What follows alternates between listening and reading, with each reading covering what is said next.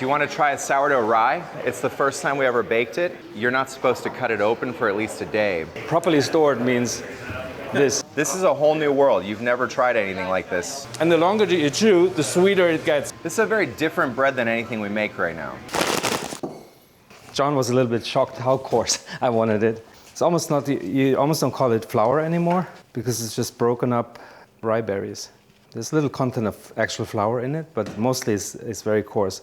But it gives you a nice crunch in the bread, you know. And rye is going to be dense anyway, so once you accept that, you get this like nice flavor profile plus the crunch in every bite. That's really, really nice. So I'm happy he has this mill so we can use different kinds of coarseness and experiment with that. So I'm going to do a soaker now with the seed mix. Whole seed is called organic super seeds. So whereas you could put the seeds just in the final bread mix, soaking them makes a lot of sense because they get softer, so it's easier to chew them. And also you introduce more moisture into the bread. So this stays for 2 days, and it's going to soak up all the water. Equal parts, and this is about water and the seeds together is about almost 10% of the entire bread mix. Take some freshly milled, coarse, very coarse rye flour, and take some of the freshly fed rye sourdough starter. It has a very intense flavor profile. A little bit on the acidic side, but that is actually a good thing. The thing with baking with rye is you need an acidic environment. If you would just throw baker's yeast in this, it would not really develop into any dough. Rye has certain enzymes in its berry, and the enzymes actually prevent the gluten from developing. And only with an acidic environment you prevent those enzymes to be too active, like you slow them down. And in this way, in an acidic environment, you can actually bake bread from rye. Otherwise, it's pretty much impossible. So historically, sourdough makes a lot of sense with rye. And you don't really need it with wheat. You can bake just with baker's yeast. And rye really needs a sour environment. So that's why it makes sense, and that's why we do it like this. This is warm water. Sourdough just loves warm water, so it can develop quicker. And it's not only about the timing with the temperature. It's also about the ratio in which the bacteria, the lactic acid bacteria, and also the wild yeasts are developing in the dough. So ambient temperature is a good measure, actually. Anything between 70, 80, 85 degrees is close to perfect. And now comes the most pleasant part in this, actually, to me. Rye doesn't need machine mix. Hand mix is totally sufficient. You don't need to develop any gluten structure. Just need to actually blend water, flour, and the sourdough starter. So we start on a very wet side, which is helping the fermentation process. Water is life, and it speeds up the life process. There's gluten in rye also. The thing with the gluten structure in rye is that it is going to be compromised by the enzymes that will still be active despite the acidic environment. So you're not looking too much to a strong gluten development by introducing physical force as we do with the wheat doughs, but you want to mix it, and that's enough. And the glutens that will develop and that will hold through the enzymatic process, they will do that despite no physical interaction with the dough. So this is basically it. For the next 3 hours, this can stay like this and develop. And if everything goes right, we will have a little foam layer on top of this as a sign of lots of activity already going on in this dough. First stage starts very, very wet. As you can see here, it's almost twice the amount of water compared to the flour. And then after 3 hours, we only add some flour, so it will become a little bit stiffer. And then there's actually a long waiting period, which can be between 7 and 10 hours ambient temperature. And in this case, actually, we're going to slow it even more down, putting it in the fridge and keeping it till the day after tomorrow. And by mixing it in this way, in these different stages, you develop a certain mild but yet very flavorful profile in the dough. And it has shown that, this is very preferable to our taste buds.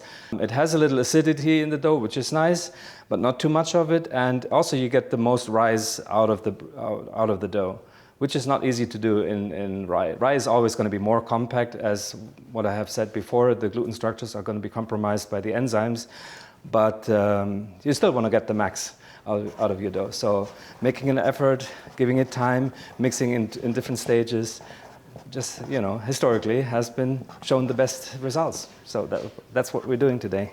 And then later I'm going to exit out and put second stage so that everyone knows where we are in the process, just in case. And you should never confuse which stage you're in with which container. So it's really almost mandatory that you mark your containers well, with date on it, what kind of stage you're in, and not to get too confused with the whole thing. You can speed it up by putting it in a proofer, but mostly bakeries are so warm anyway because you run the ovens, and even if the oven is turned off, it still radiates a lot of heat. So usually the ambient temperature in any bakery will be sufficient. And you don't want to speed it up too much because giving it time also, as I said before, develops the taste profile that you're actually looking for. And speeding up saves you time, saves you money, but you're compromising the quality of your bread. It is bubbly. Yeah, but actually I was looking more for a foamy. Okay, so it's not enough. Not enough bubbles. yet. All right. My estimation, probably an hour. Okay. Still. All right. It is active. That's a good thing. And I think there's two reasons for it. Our starter, we didn't know how strong it would be. Probably it's not at its full strength. And the other thing is so coarse, so it just takes more time for the bacteria absorption. And the yeast. No, also to work through. It's much easier if it's already like fine the ground, And so right now this is not yet together in any way. It's This should be a shaggy mass. Yeah.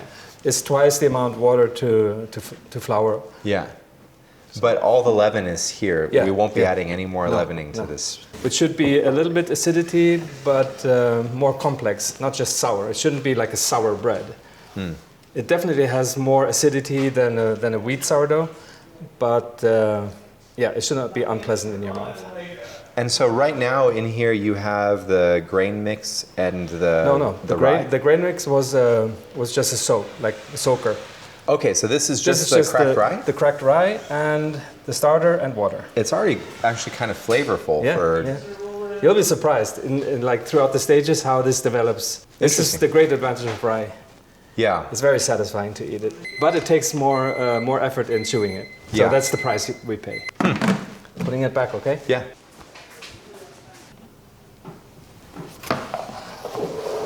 A little bit more bubbly. It's definitely more bubbly. Yeah, I think we should feed it now with the finer flour. And this is part of stage 2? Yeah, this is now stage 2.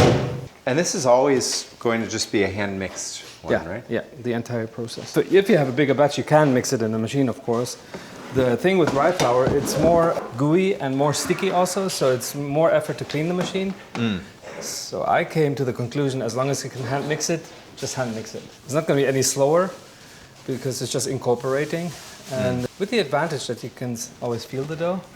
Yeah. With wheat flour, you develop the gluten structure through the kneading process, and this doesn't happen with rye flour. Kneading won't develop any gluten structure, so there's actually no need to knead.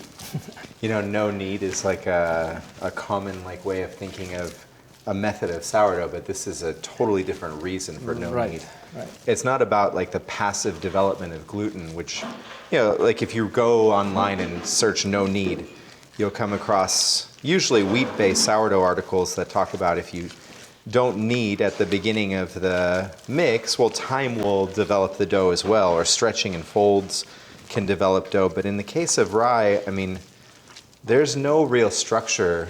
Right. And the little structure there is always going to be compromised with the enzyme activity, which we try to slow down with an acidic environment. And that's why sourdough starter makes so much sense to use in a rye bread. So is it safe to say that a free-form rye is either stiff enough to hold its shape? Or usually it's a mix with a little bit of wheat that gives you structure. And in this case, it's not a free-form rye, it's going to be a pan at the end, right? Because it's so high hydrated that it won't hold shape in any case. But it comes with the advantage of being very moist after the bake and keeping for a very long time. So that's it for stage 2? Yep. The idea is to... We can just run to develop it or to proof it to a point where we see more activity, and then to retard it for more than 24 hours actually, and come back. Today's Wednesday, so come back on Friday morning and do the final stage, which is mixing more flour into the mix, and also the soaker with seeds, and then to proof it in the bread in the loaf pan for like 2 or 3 hours, and then bake it off. Let's see how the sourdough second stage came out. Wow, full of air. Wow. Amazing, huh? You can't really see it from the top so well, but the moment you get in there, you realize there's tons of air pockets. It's like very airy. But it breaks down immediately. Once you touch it, it collapses, right? Yeah. So that's very typical for rye. It's got a really nice flavor already. Like, it's pleasant, right? Yeah. So we're working on this kind of pleasant level of acidity and flavor building, and that's why these 3 stages are, so important. You could also do it all in one, add more starter and all the flour in the water. You would get a bread dough, but you would never get this taste profile. So I'm very happy with this. I think we should put it in the fridge now. Okay. To break the We need to fermentation. move it to green, otherwise it's Okay. going to be stuck in the proofer tonight. Yeah. We only use purple tape for what's ready to proof tonight, and our drivers are trained to look for purple tape in the fridges and move things into the proofer. So certainly our driver would come in tonight and move it into the proofer. Thank you. Louise, taste this. At 38 degrees, the fermentation basically stops. Day 3, and actually it probably could have been day 2, but we did this second stage of this dough development for 2 days instead of 1. We actually took it from the cooler and put it in the proofer just to reactivate the dough. Keep in mind that dough, when it's cold, is really not doing a whole lot of fermentation. That's also a misnomer. People online are always saying, well, if the dough is cold, the lactobacillus is moving and the dough is getting more sour. To an extent, yes, but it's slow when the dough is refrigerated. It came out of the fridge very cold, and after, I don't know, would you say 2 hours we're back to room temperature, just like, and it still has that spongy quality. Okay. If you push on it, yeah, I haven't tasted it either. It's got a really complex flavor profile. Yeah. Very, very tart, but in a pleasant way. It's actually lemony to me. Yeah, and now imagine we put in another 2.5 kilos of 2 different flours, Yeah. plus some water, the seed mix, the soaker, and some salt. It's going to So be it's really going to be nice. very mild, but still will have that complex flavor. All right. And that's the whole reason why we do this in 3 stages. To build the complex you can't flavor. do that in one stage. Yeah. You could bake a bread in one stage, for sure, but not with that complex flavor. And usually what you would do is you would take from this stage and put it away as the starter for next time. Then that is So the stage. this becomes your new rye starter. All that's in it is starter, rye, and Yeah. water. There's nothing else in it. Well, can we keep a little bit? Yeah, Because sure, it tastes so good, I want to keep it. Okay, I'm pulling out some rye, which we're going to add. And then we also have to add a wheat-based flour, but I don't know which one he wants. Sadkaran, what kind of wheats are you looking for, and does it matter that it's heavy on gluten or anything? Can It's we try just- the white Sonora? Yeah, definitely. I really want good uses for our local white Sonora flour. It doesn't make extremely strong bread, and so as a result, even though I have the most access to local white Sonora, I kind of have the least use as a bread maker. It makes beautiful flavor and has a nice texture profile as well, but it doesn't make very strong bread when used fully.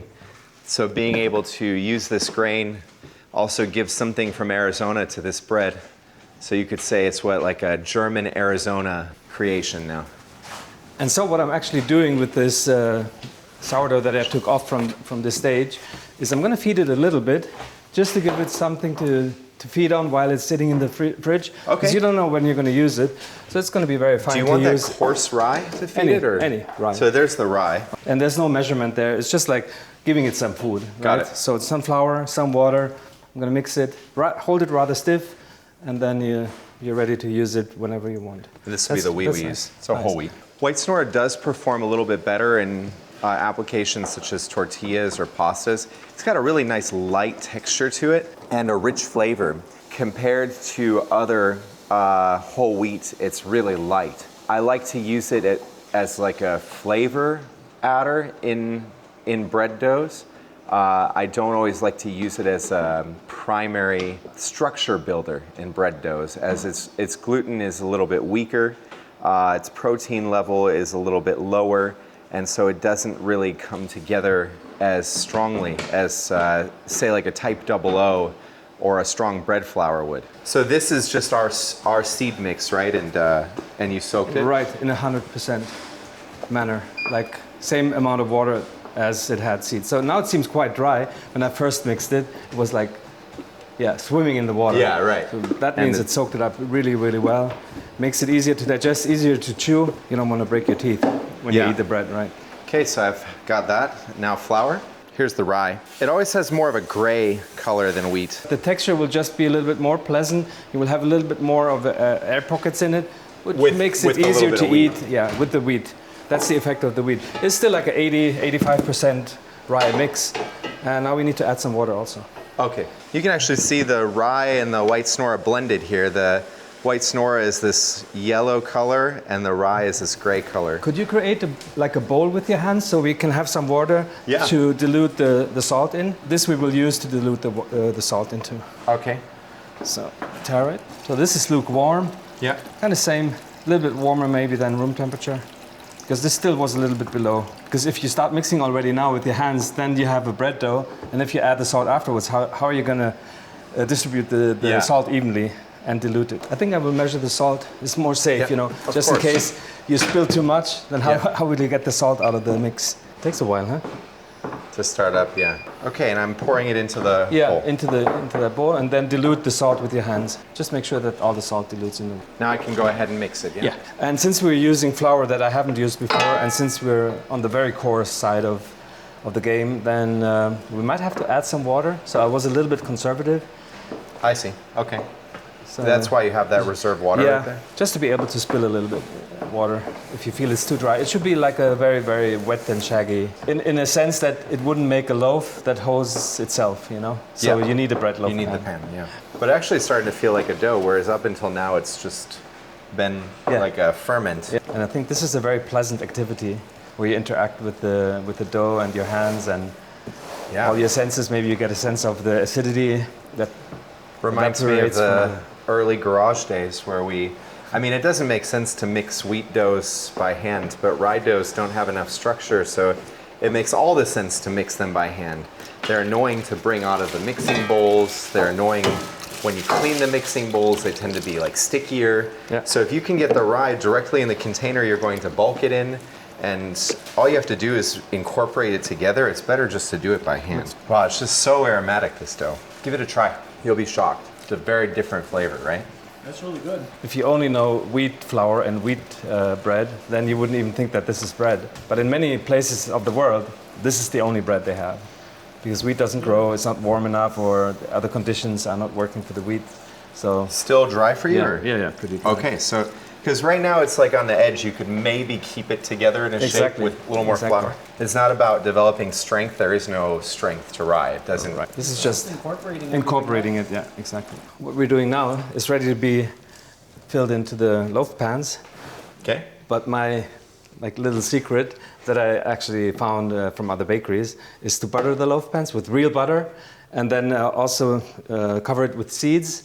And then fill it. So the bread will be a seeded bread on the outside, not only on the inside. And did we decide like 2.5 kilos or something? Yeah. That's going to be a big boy. Huge loaves. So it's 3 times the size of our current country sourdough, but it lasts a long time. So you can take it home. We might not even sell it in full logs because we could sell like half, in a bag. So just a different bread altogether than what we've made. Yeah. And when you eat it, how satisfying it is and how filling it is. You eat 2 slices in the morning, like a sandwich with this, it lasts till lunch. Yeah. No problem. So what I found what works much better with butter than with to cover it with oil is always going to drain down the edges, and butter will stay and also will keep the seeds in place. Yeah, that's pretty cool. See how it stays? Yeah. And another effect of this is when you finish baking, it's very easy to separate the bread from the loaf pan. That's really nice. Yeah. If you take 2 of these and then this All right. Let me try. Smart. So that's 1.5. But it's not going to rise very much. Also, it hasn't really fully dropped down into the pan yet. To turn this around so it's easier. Yeah, please. Since we're going to proof it for a while, 2-3 hours, it is no harm to have a wet surface on top of it. I've done that when I've made rye in the past too. It seems to be nice. Yeah, I'm going to Smooths sprinkle it over with seeds so the seeds will stick much better to the... We have a little extra. Yeah, just spread it over the different loaves. Perfect. It's a shame to waste it though, right? Yeah. And so now what are we looking for? Rise to the edge of the loaf pan. So it's, okay. And would you normally fill the loaf pan this much, or you? It's a little bit on the upper end, I would say. I see. So maybe you can go to 2,200 or 2,000 even, depending on how the result is now. Right. But having seen the sponge and how strong it is, I think we will get a good rise out of this. And it goes to show, like, bread tradition around the world is so diverse. It's a pleasure being a sourdough baker, being able to explore it all. People ask, why do I not make things like quiche or cheesecake? There's so many things to explore in sourdough for a lifetime. Why would I make quiche or cheesecake? No need for that. Let's just slide it here. Okay. Let's pull it down and see how it looks. Wow, perfect. That's exactly what I was looking for. Perfect. Another moment of magic. Yeah. What Harriet did. So normally I would just spritz it a little bit. Right now? But we can steam. Okay. So will you steam it still? Yeah. Okay. Just to keep the surface a little bit moist. I see. So in case it wants to rise a little bit more, why not? Okay, we're going in the very bottom. We had to cool down these stones to the best of our ability. It's a pretty long bake, you'd say, right? Yeah, at least 1 hour. Okay. This size of loaves, probably even up to 1.5 hours. So we need to check the temperature. Pull it after an hour and see if it has reached that stage of over 204. And we can't really try it today, right? Like, no, we shouldn't. Tomorrow. But tomorrow when we bake the buckwheat. Yeah. And then it's going to be ready to slice it. All right. And have a taster. And start the timer. Yep. I would say at least 50 minutes. Okay. Just taking a quick peek. In Germany, when you bake this bread... In Portugal. Yeah. In Portugal, okay. It rose a lot or a little? Maybe 30% to the original filling of the pan, and then it stopped when I put it in the baking oven. So there was not a significant rise anymore in the oven. In the oven? No. So you expect that it's kind of even with the top of the pan? Even, or maybe at the best a little bit over the edges. Ready? Yeah. Woo! Wow. Oh my God! This is something I've never seen. But can you smell the toasted seeds? Oh yeah. Yeah. I'm super happy with this. And how it kept the shape from rising above the loaf pan, you know? Absolutely vertical, yeah. It's not like a mushroom shape, you know? Right. Yeah. That's weird, huh? That's very strange. But I'm very happy with this. This is going to be like a very nice loaf. I can't imagine it being poor at this point. No. This is going to be very good. High hopes for this bread. Higher than we initially had. Oh, nice. Wow, that smell is incredible. We'll pull it out. Yeah, just pull it and so that I can take a temp measurement. I actually doubt that it will be ready because it's only been 50 minutes now. Woohoo! How beautiful is this? So beautiful. Yeah, it's not ready. So we're looking for 204, right? Yeah. So that means at least another half hour. And then the patient game of waiting to cut open a rye. Why don't you cut open a rye loaf right away? I don't think most people know this. Like, why would you not cut it open right away? Because the crumb has to settle, we say, and it changes its feature from being very sticky to be more crumbly. So you can actually slice it with a knife through it only after half a day of waiting. Yeah. If you slice too early, you will have all this gummy texture, almost like feeling like raw dough over your mouth, on the dough. And when you chew it, it's like really sticky in your mouth, and it's very unpleasant. It's a very different idea around eating bread than wheat bread. Yeah. It's also amazing. I mean, it's 100% milled by us. Exactly. 3 different flours. We used the more finely sifted rye. Yep. We used the very coarsely milled cracked rye. Yeah, you could say. We used the white Sonora, freshly milled whole wheat. Yeah, so very happy with that. I was ready for a disappointment. Really? Yeah. I mean, just, you never know. It's the first time in a new environment with a new starter, with all new flours. Yeah. All you have is your old recipe that worked like 2 years ago in Portugal. Yeah, in a totally different place. In a totally different environment with different flours. So. All right, here we go. Ready to look at this rye. Can you kill that timer for me? Smells so good. And The temperature is there. Wow, this is amazing. We haven't had a rye loaf baked like this at Proof for a long time. And actually probably never like this. Wow. And now you have to wait. It's really important that the actual crumb cures all the way. Basically, it's safe to say, you know, this bread is still baking for the next few hours. So even though you have the illusion, oh, I can smell it, I can move it, it's no longer in a hot oven, but it's still actually in the baking stage at this point. So until tomorrow. What I want to do is go to the big round table, and I just want to start cutting slices, putting butter on them, and seeing who participates. And then we need a butter knife as well. I have one. So I think you should have the honors here. And lefty. We're slicing open this rye. It's been a day since it came out of the oven. So this is a moment where you appreciate a good knife. Yeah. What do you think of the crumb? I already know by the size that it expanded into. Just want to slice it very thin. Should I get an even better knife? This is what you meant by crumbly, like the rye has that characteristic, right? Yeah, so because we milled it quite coarse. And my understanding with rye is rye without butter is not rye at all, right? You could say that.